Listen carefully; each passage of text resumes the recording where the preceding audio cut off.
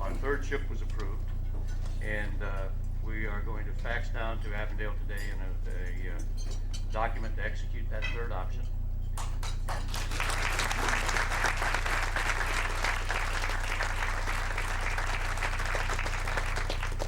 I'd like to thank Roger Truitt for making that presentation to the board. They wore me down. I had to call in the big guy for the third one. The other thing that we are going to do today is announce the names of our three ships. And Susan Leifson has put together a presentation and is going to do that. But before I go any further, I'd like to introduce a couple of guests from LA. First, I'd like to introduce my boss, Roger Truitt.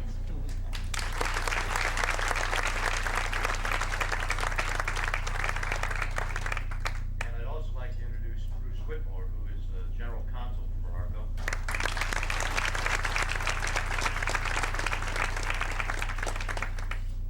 We also have with us a distinguished guest, Bob Mader, who built the model of our ship, and we'll unveil that a little later. Bob?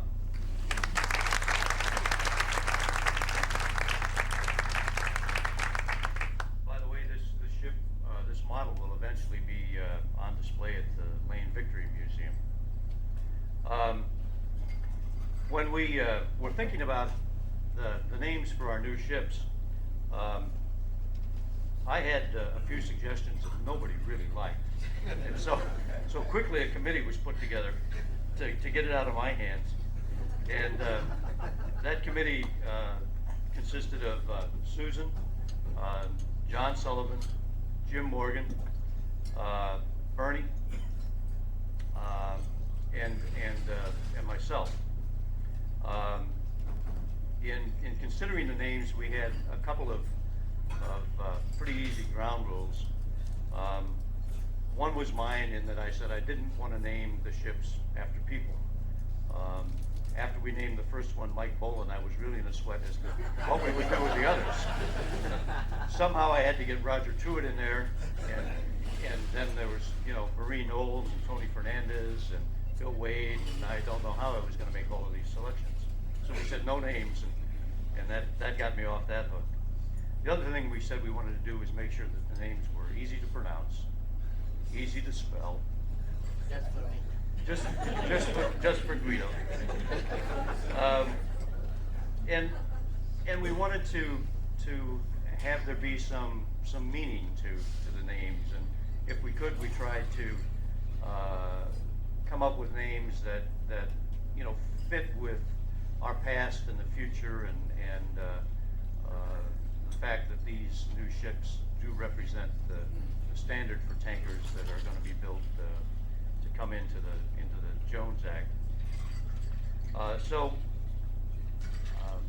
We did a lot of work, and we relied heavily on the Arco historian, Captain Morgan, and I think have picked some great names, and I think we have a very good story that explains why we chose these names. And so I'd like to have Susan come here and tell you all how we got to where we are with the names.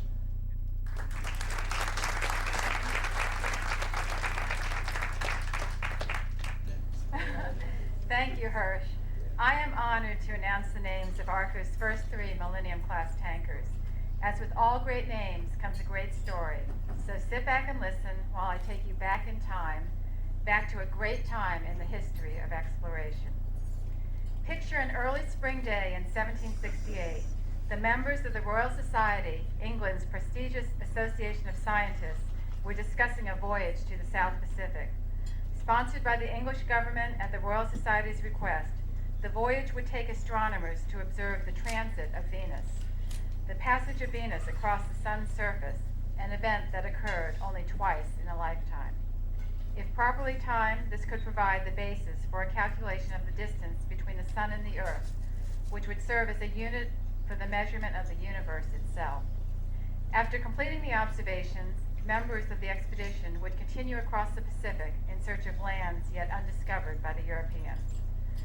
The society welcomed at its meeting a man few of them had ever met, a sailor rather than a scientist, James Cook, a non-commissioned naval officer who had spent much of the past 5 years sailing and charting the coast of Newfoundland. Cook was the government's choice to command the voyage, and he was also a self-taught astronomer. Shortly before naming Cook commander of the voyage, the Admiralty chose the ship he would command, a 368-ton, 106-foot-long vessel built in Whitby for the coal trade. In the late 1740s, London needed 1 million tons of coal a year, and it took 1,000 ships to satisfy this demand. She was nearly 4 years old and described as a square stern-back, single-bottom, full-built ship. Repaired and renamed the Endeavor, the ship was well suited for a long voyage, having been built to carry large cargoes relative to the size of its crew and to withstand the changeable and dangerous waters of the North Sea. What she lacked in speed, she made up in space and safety. Considerations of paramount importance on a voyage of uncertain duration into unknown waters. The Endeavor carried 94 men, 21 officers and artisans, including a gunner, carpenter, surgeon, 40 able-bodied seamen, 8 servants, 12 marines, 2 artists, 2 naturalists, an astronomer, botanist, 2 pet dogs, and a goat that provided milk all the way around the world. Few men were over 30 years. 12-year-old Isaac Manley was the youngest. He was promoted to midshipman by the end of the voyage and eventually would become an admiral of the Royal Navy. With provisions for a year and a half, the Endeavor was ready to sail. On July 30, 1768, the Lords of the Admiralty signed Cook's orders, and the Endeavor set its course for the Pacific. The voyage was to take him first to Tahiti to observe the transit of Venus, then on to Plymouth, around Cape Horn, and on to explore the South Pacific. Those were the official instructions, but Cook also took a letter from the President of the Royal Society, who reminded the crew to exercise the utmost patience and respect to the natives of the lands where the ship may land, for they are the natural and legal possessors of the regions they inhabit, and must be treated with the utmost humanity. With that, upon the departure of the Endeavor, Cook wrote, "My goal is to go farther than any other man has been before me, and as far as I think it possible for a man to go." Cook had no way of knowing that he was about to begin a series of immense voyages never before accomplished by man, which would add enormously to the knowledge of the surface of the world. After the first 10 days of sailing, they spotted land, Cape Ortegal, the northernmost point of Spain. The Endeavor was making progress, 390 nautical miles in the first 10 days. They traveled to Brazil, south to the Falkland Islands, around Cape Horn to Tahiti and Bora Bora, then on to New Zealand, up the eastern coast of Australia, through the Dutch East Indies and up the coast of Africa. They stopped at numerous islands in between to trade, visit, explore, collect plant and animal specimens, and restock the Endeavor with fresh food. Some stops were met with open arms, others with suspicion, for why would one travel thousands of miles to catch butterflies and thousands more to study a plant? Outside of Rio de Janeiro, Cook writes, "They suspect our ship is a trading spy and that our naturalists are really engineers and supercargoes, for no one would travel so far to dig up plants."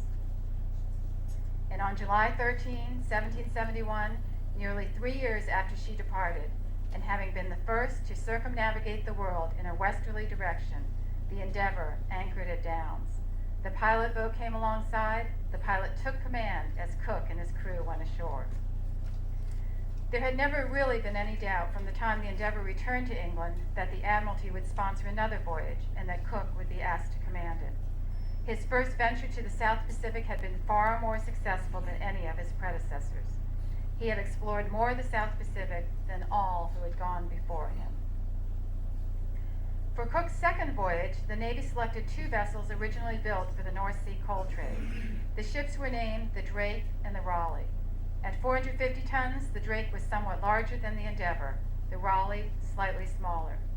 It was pointed out that the ships were named after England's famous buccaneer explorers and would be an affront to Spain. And so, in the interest of diplomatic relations, the names were changed to something less provocative, the Resolution, and the Adventure. In picking the crew for the Resolution, Cook had no shortage of applicants. After the fame of the Endeavor's voyage, young men clamored for berths. 20 men from the Endeavor returned, including many of its officers. 2 ships would carry their complement of scientists and astronomers.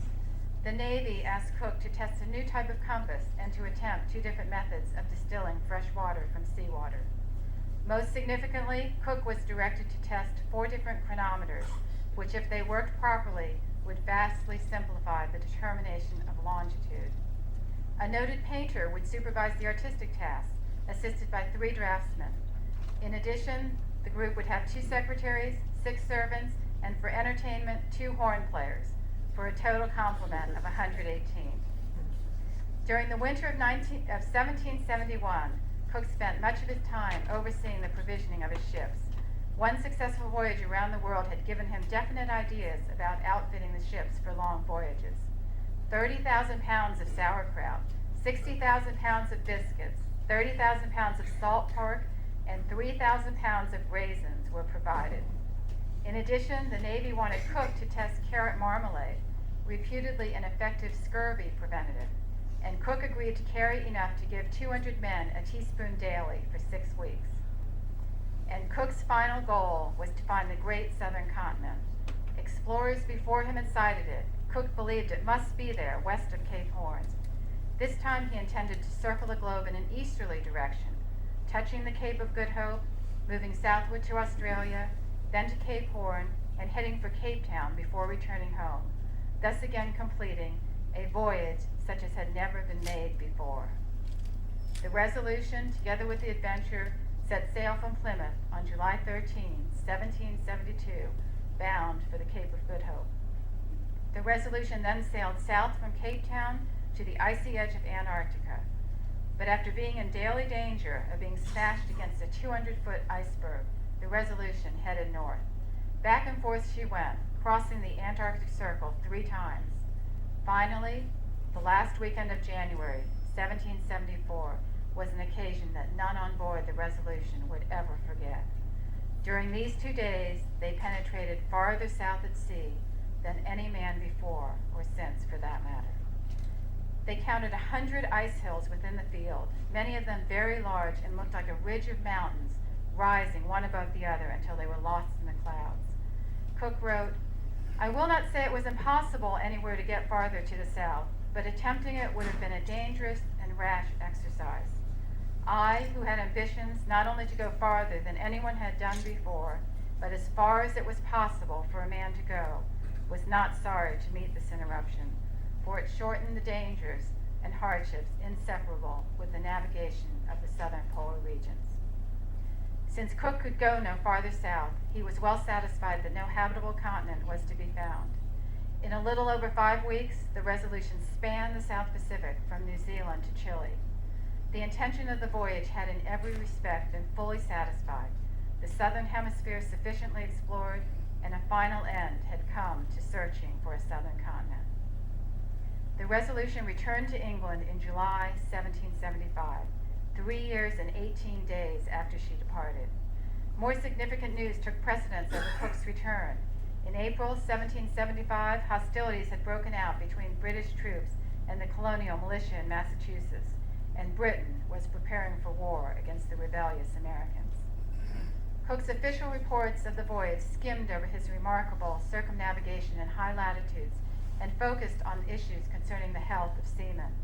He and his men endured much longer periods of time at sea between ports than on the previous voyage. Cook now believed that taking on fresh water and putting the crew on a diet of local produce at every stop was the most effective means of combating scurvy. It was only a matter of time before every maritime nation followed his example.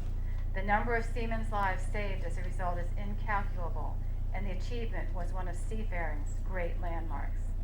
And Cook was noted for pestering his crew about the cleanliness of the vessel, especially below decks. Every day there were charcoal fires, bedding to be aired, and bilges to be swirled with salt water. There was talk of yet another voyage to find a northwest passage. For this trip, the Admiralty purchased a second ship, since the Adventure had been assigned elsewhere. This new ship was another Whitby-built collier of about 300 tons, later renamed the Discovery. Earlier efforts had failed to find a passage from the east, and it was proposed that the Resolution and Discovery be sent across the Pacific and up the coast of North America as far as possible in search of a passage across the continent. Such a northwest passage between Canada and the pole would provide a short route to trade in riches of the east. For almost 300 years, such a route was sought. As far as crewing, the Discovery carried 70, 10 of which were veteran sailors with Cook. The ship was filled with its usual complement of sailors, scientists, naturalists, artists, and botanists. On August 1st, 1776, the Discovery left Plymouth. On their journey north, they were the first to call on the Hawaiian Islands, but their stay was short. Their timetable was in disarray. They had already lost one summer season in the Arctic and were at risk of losing another, so on they sailed. 5 weeks after leaving Kauai, the Englishmen caught their first sight of the North American coast at a point that is now northern Oregon. The ships proceeded north, and they found nothing at the latitude where the famous strait discovered by Juan de Fuca supposedly lay. Ironically, the Resolution and Discovery sailed past the Straits of Juan de Fuca at night. This route should look strikingly familiar to everyone. It is the same route we have traveled for over 20 years. With our new Millennium tankers, we will continue this route, and others will follow us into the future. Cook continued north using two charts, one showing Alaska as a large island between the North American and Asian continents with a series of smaller islands to the southwest, and the other showing a great bulge in the North American continent stretching almost to Asia. The Englishmen came upon a broad inlet around the middle of May, and when the skies finally cleared the fog, it was obvious they were not at the entrance to a transcontinental strait, but in the midst of an enormous sound surrounded by mountains. Cook named the area Sandwich Sound, now known as Prince William Sound, and proceeded along the coast in search of a more promising opening to the north. The most promising sign of a northwest passage came at the end of May, when the ships reached a break in the coastline several miles wide. But when the fog cleared, what he believed were islands were actually mountain peaks. Cook spent another 6 days sailing through the ever-narrowing waterway. Eventually, the ships reached a point where the inlet branched into several smaller ones. His findings and the extent of the mountains in the distance destroyed any lingering hopes Cook harbored that the land between Prince William Sound and his present location was a series of islands. He was, in fact, in Cook Inlet, which of course has no outlet, with anchorage at its northern end. By the end of June, the Englishmen found themselves coasting along the Aleutian Chain. From there, the ships proceeded along the northern side of the Alaskan Peninsula, and then through the Bering Strait and on to the Arctic. And at less than half a degree from their latitude south, where they had been halted by ice in the Antarctic, once again they could penetrate no farther. They began the southern trip, hugging the American coastline, past Nome and the Aleutian Islands, to spend the winter in the Hawaiian Islands. And it was William Bligh, master of the Resolution, who so swiftly and skillfully navigated both the Discovery and Resolution home after Cook's untimely death. The Discovery's voyage lasted 4 years and 3 months in all, the longest by far of the 18th century circumnavigations of the globe. Perhaps you have noticed by now the striking similarities between Cook's 3 voyages of discovery and Arco Marine's 80-year history. Cook's ships were used in the coal trade, one of Arco's businesses as well.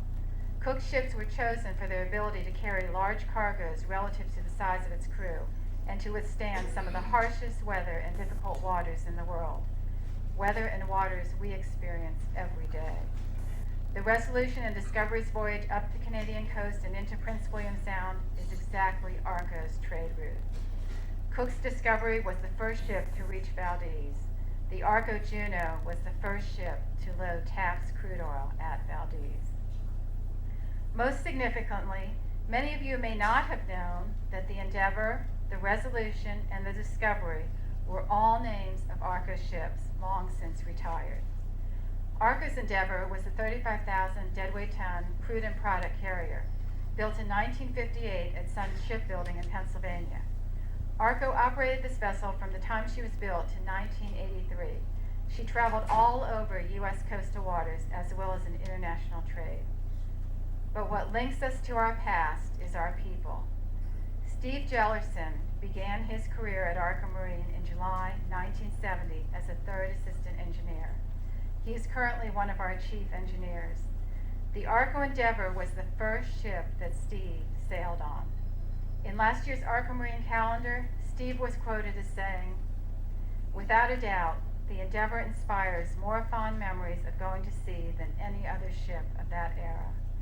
Many of Arco's senior seafarers started their careers on her, and it was from her decks that many of us New Englanders got our first glimpse of the West Coast. I'm very happy we all get another look at her, even in the fog of Berth 78. Steve will be the chief engineer on our first Millennium class tanker, the Arco Endeavor. The Arco Resolution was a seismic survey ship built in 1981 in Norway. The ship was used throughout U.S. coastal waters. Like Cook's Resolution, our Resolution traveled down the Columbia River and throughout the Aleutians and Bering Sea. At the time, it was one of the largest, most modern seismic ships in service, setting the standard for future seismic ships to come. I registered this ship under Liberian law. It was my first marine project. And Mike Dindio, one of our captains, was also captain of this seismic ship. Mike Dindio will also be captain on our second Millennium class tanker, the Arco Resolution. The Arco Discovery was a 150,000 deadweight ton shallow draft crude oil carrier built in 1976. It was one of three sister ships, all traded to Gulf Oil in 1981 for the Independence and the Spirit. The Arco Discovery was built in Japan and traded internationally, often from Indonesia to Long Beach and from Nigeria to Texas City. Guido Day, our manager of voyage repairs, sailed as chief engineer aboard the Discovery.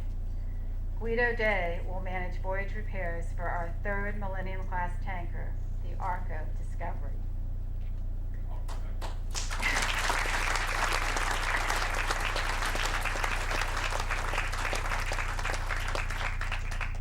As captain of 3 expeditions over a 10-year period, Cook built upon the experiences of each voyage in planning the next and employed the same officers and crew members whenever he could, thus training the next generation of explorers. His voyages, full-fledged scientific expeditions dedicated to discovery in its broadest sense, established a model that would be followed by explorers for decades to come. Likewise, Arco's seafaring history has created the Millennium class tankers, the next generation in world-class tankers that will be followed for decades to come. We have designed these tankers based on the experiences of the men and women of Arco who have operated tankers continuously for over 80 years, including 20 years in operating in the taps trade. Cook's demonstrated responsibility to the safety and welfare of his crew and respect for the people and the lands they visited is embodied in Arco's operations as well. Ahead in safety and operational integrity is where Arco Marine is and always will be. Safely transporting oil through natural resources and real estate, most treasured by the American people, is our hallmark. Our Millennium class tankers restate Arco's commitment to our valued partnerships with our customers, local communities, regulators, and environmental trustees. This commitment is in the heart and soul of our company. As we approach the next century, we honor our historic roots and distinguished past and look forward to our future. Our goal is to go farther than any other man before and as far as we think it possible for a man to go. Our Millennium class tankers reached that goal. Ladies and gentlemen, I am proud to present the names of our Millennium class tankers.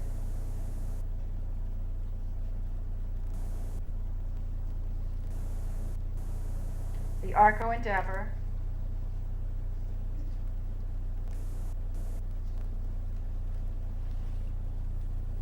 the Arco Resolution,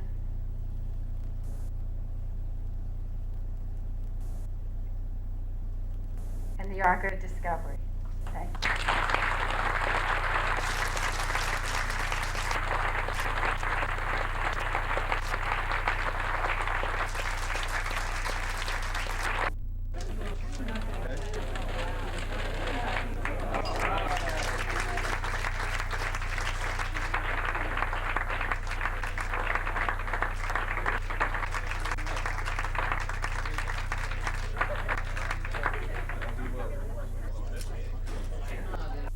wouldn't either. And he was a You have to have somebody know what to do, you know?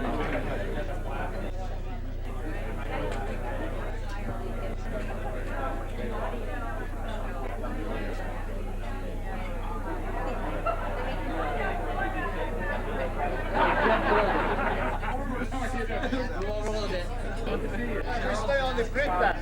Okay. Here we go. One more.